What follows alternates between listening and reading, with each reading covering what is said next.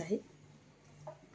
ह्या सर्व हिरव्या भाज्या आपण स्वच्छ निवडून घेतलेल्या आहेत आणि धुवून घेतलेल्या आहेत। ह्या मात्र चिरून घ्यायच्या आहेत।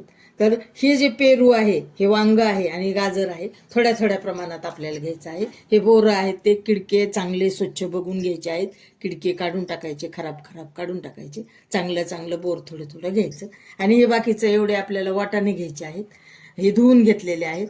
हे तुरी आहे, ते तुरीचे ओल्या तुरीचे आपण ह्या बिया काढून घेतलेले आहेत सोलाने, ते स्वच्छ धुवून टाकायचे। ही चिंच थोडी भिजायला घातली, चिंचेचा कोळ घालायचा।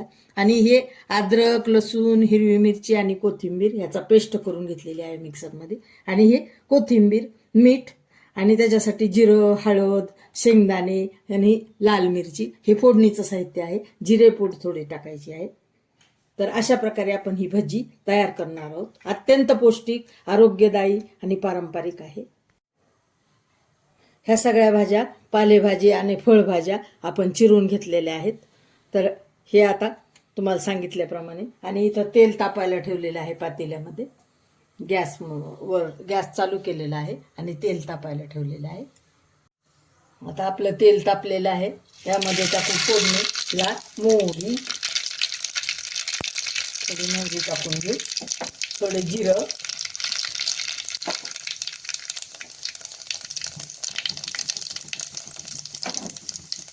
आणि आता टाकू हळद, आणि याच्यात टाकू आलं, लसूण, हिरवी मिरची आणि कोथिंबीर याची केलेली, मिक्सरमधून केलेली बारीक पेस्ट। हे चांगलं असं तेलामध्ये आपण मसाला छान परतून घेऊ।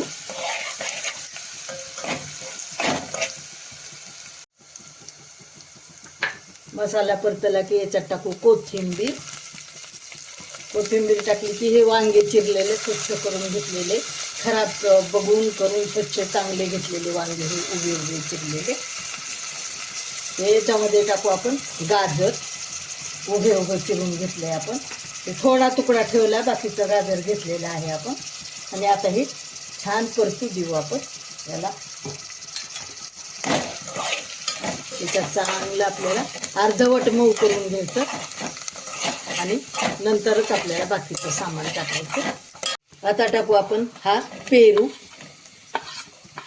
बारीक चिरून, साफ करून, स्वच्छ करून घेतलेला, आणि ते असा छान ह्याच्यात मऊ करून घेणार आहोत आपण।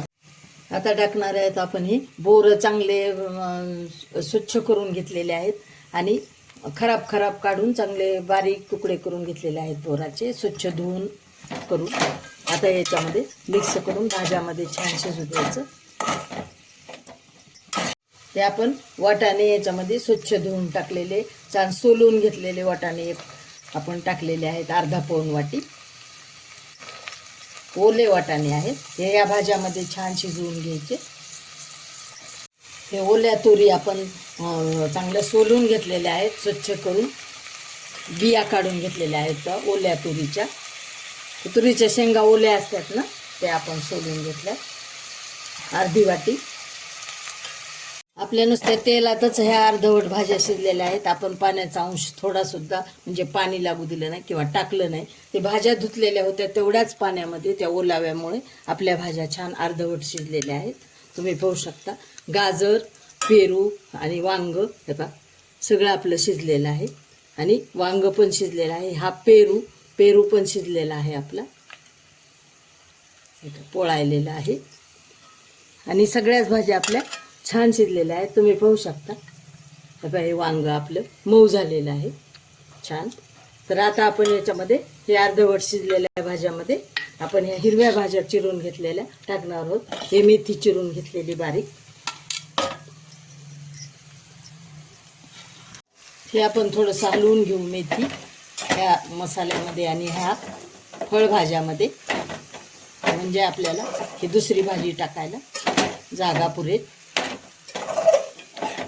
ही शिजली की भाजी बुडाला जाऊन बसते ना, तेव्हा तुम्ही पाहू शकता। आता टाकू आपण चंदन बटवा, चिरून घेतलेला बारीक, हा आता चांगला मिसळून घेऊ आपण। हिरव्या भाज्यामध्ये आपण थोडंसं मीठ टाकून घेऊ, कारण हिरवा कलर टिकून राहतो आपला। याला हिरवा कलर प्रॉपर प्रॉपर आला पाहिजे. भज्जी म्हणलं की आपला वेगळी अशी भाजी आहे आणि प्रॉपर त्याला कलरच आला पाहिजे. त्यामुळे हे मिसळून घेऊ. आणि आता आपण याच्यामध्ये टाकू चिरून घेतलेला पालक टाकू आपण यामध्ये. हा बारीक चिरून घेतलेला पालक. आणि आता फळभाज्या आणि आपल्या ह्या भाज्या मिक्स करून घेऊ चांगल्या. सगळं मिक्स केल्यावर हे चांगलं 10 मिनटं आपल्याला चांगली भाजी शिजवून घ्यायची आहे. तुम्हाला दाखवल्याप्रमाणे हे आपण सगळं मिक्स करून घेतलेलं आहे.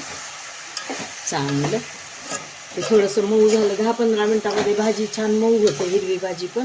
आणि आता अशी चिंच छान कोळून घ्यायची, अशी चांगली बारीक करून. आणि आपल्याला चिंचेचा कोळ टाकायचा आहे.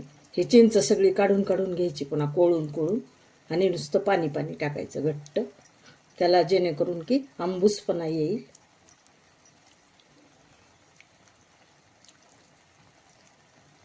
अशा प्रकारे अशी पिळून ही कोळ आपल्याला घ्यायचा. अजून एकदा छान पाणी टाकून छान कोळून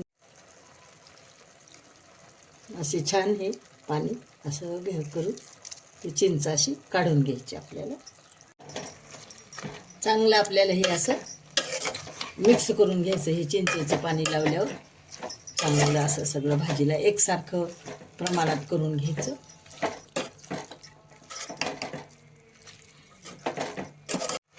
आता टाकायचं हे आपण 2-3 चमचे डाळीचं पीठ घेतलेलं आहे, बेसन पीठ. ह्या चमच्यानं 2-3 चमचे आणि 4-5 चमचे पाणी टाकलेलं आहे. दोन्हीचं चांगलं मिक्स करून लिक्विड करून घेतलं, पातळ असं पाणी.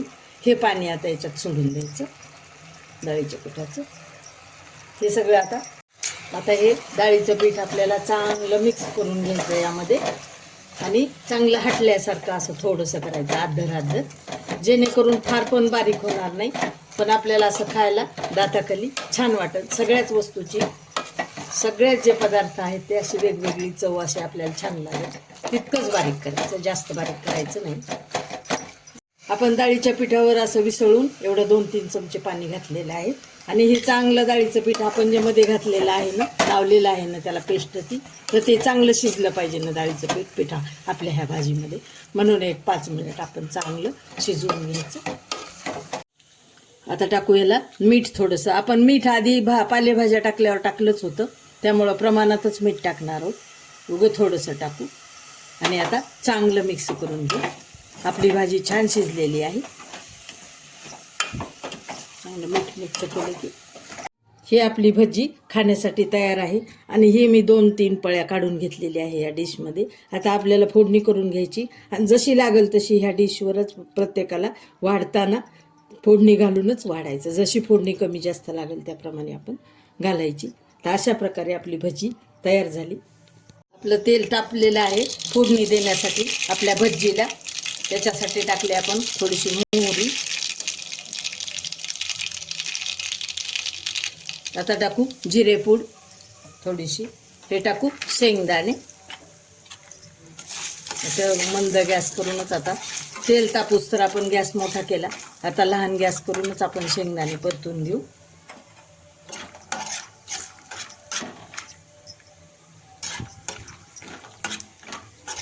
शेंगदाणे परतले की चांगले लाल परतून घ्यायचे. आता टाकू लाल मिरची. 5-6 आपण लाल मिरच्या करून घेतलेल्या आहेत, त्या असा चांगल्या परतून घेऊ त्यामध्ये. आता टाकू कोथिंबीर आणि गॅस बंद करून टाकू आपण. आपण ह्या भजीवर फोडणी टाकून घेऊ. छानपैकी अशी फोडणी टाकून घ्यायची. लागल तशी प्रत्येकाला वाढताना अशी आपण वर फोडणी टाकूनच वाढायचं. ही भजी तशीच ठेवायची आणि जसं वाढताना मी तुम्हाला सांगितल्याप्रमाणे अशी थोडी थोडी ह्याच्यातली फोडणी अशीच राहू द्यायची याच्यामध्ये. आणि लागल तसं वाढताना आपण फोडणी टाकून वाढायचं. बघा ही अशी भजी मैत्रिणींनो आणि माझे प्रेक्षक नक्की करून पहा, नक्कीच तुम्हाला आवडेल. मी ताटातील सर्व पदार्थ यांचे व्हिडिओ बनवलेले आहेत, वेगवेगळे व्हिडिओ बनवलेले आहेत सगळ्याच हे ताटातल्या सगळ्या पदार्थाचे. आज वेळ अमावस्येच्या निमित्ताने भजीचा व्हिडिओ टाकला आहे.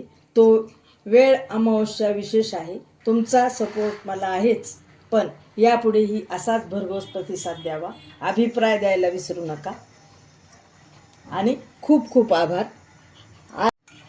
हे भातावर वरण, साधं वरण आहे. साध्या वरणाचा आज व्हिडिओ मी केला नाही, तर साध्या वरणाचा मी तुम्हाला नंतर टाकणारच आहे आणि करणार पण आहे. हे तूप आपण साजूक तूप घरचं घातलेलं आहे आणि हे आपण साधं वरण ह्या उंड्यावर टाकणार आहोत. असं खायचं आहे. हे साधं वरण उंड्यावर टाकायचं. गरम वरण गरम करून घ्यायचं. तुम्हाला जर पातळ लागत असेल तर थोडं पातळ घ्यायचं ह्या उंड्यावर असं वरण, आणि त्याच्यावर असं तुपाचा आपल्या घरचं साजूक तूप आपल्याला असं भरपूर प्रमाणात घालायचं आहे आणि हे असेच उंडे खायचे आहे. तर अशा प्रकारे हे अमावस्या विशेष ताट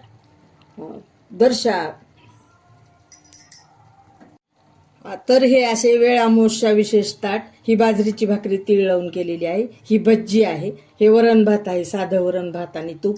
हे आपण पालक भजे केलेले आहेत. हा ठेचा आहे, मीठ आहे इथे बाजूला, आणि हे आपण आंबील केलेलं आहे. ही खीर केलेली आहे, तांदळाची खीर. आणि हे आपण म्हणजेच तुम्हाला सांगितल्याप्रमाणे तांदळाच्या 3 शिट्ट्या तांदळाला देऊन आपण भात तयार करून घेतला, मऊ गिट्टू, आणि त्याची आपण ही खीर केलेली आहे. आणि हे तर तुम्हाला उंडे तूप टाकून साध्या वरणासोबत तुम्ही खाऊ शकता.